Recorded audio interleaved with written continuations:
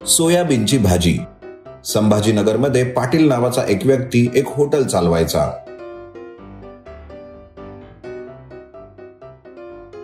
त्याच्या हॉटेलमध्ये रामू नावाचा एक कुक होता, परंतु तो फार लालची आणि घमंडी होता. सुरुवातीला तर तो खूप छान स्वयंपाक करायचा, परंतु नंतर भाज्या कच्च्या ठेवू लागला आणि मीठ मिरची सुद्धा व्यवस्थित नाही टाकायचा.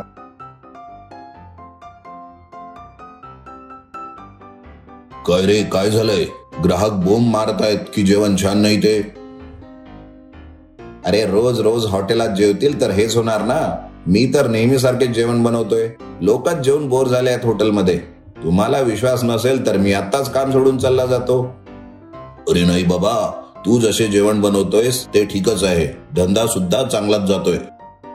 एक दिवस एक बाई आपल्या लहान मुलासोबत त्या हॉटेलमध्ये येते.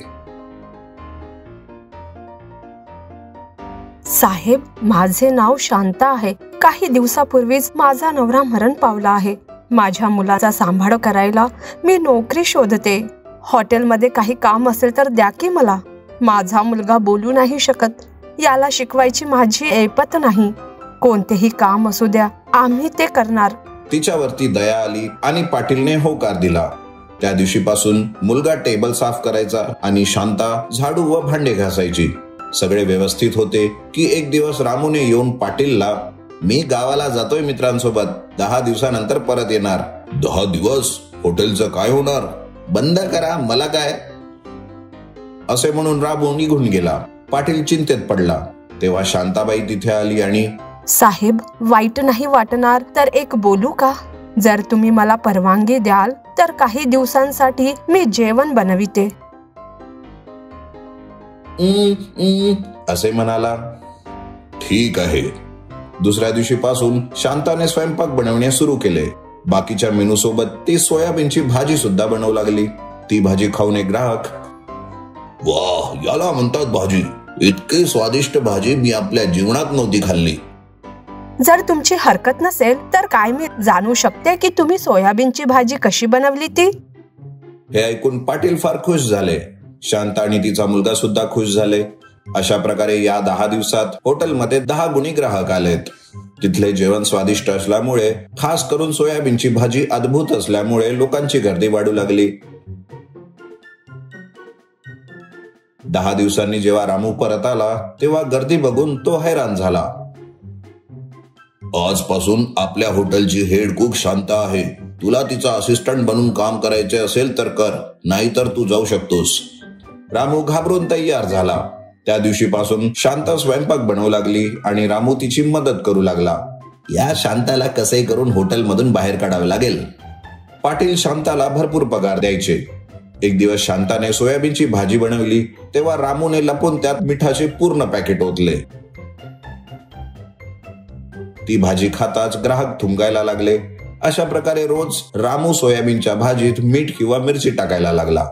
पण एक दिवस हे करताना बंटीने त्याला बघितले. काय रे बैऱ्या, तू जाऊन सांगणार आहेस का?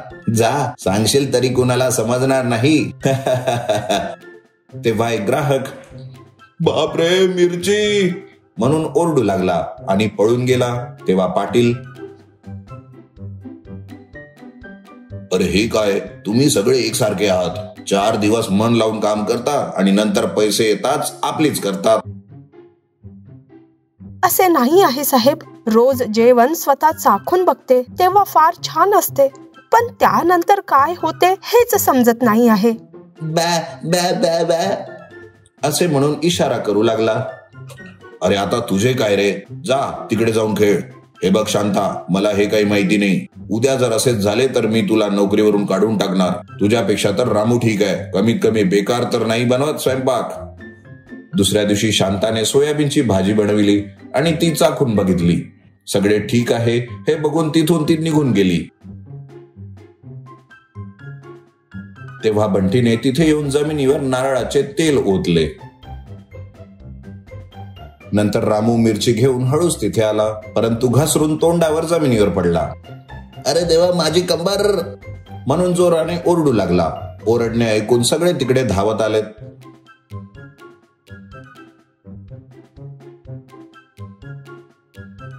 पाटील आणि शांताने रामूच्या हातात मिरचीचा डब्बा बघितला. पाटीलला सगळी गोष्ट लक्षात आली. अच्छा, तर हे सगळं तू करतोयस. विनाकारण मी शांताला ओरडत होतो.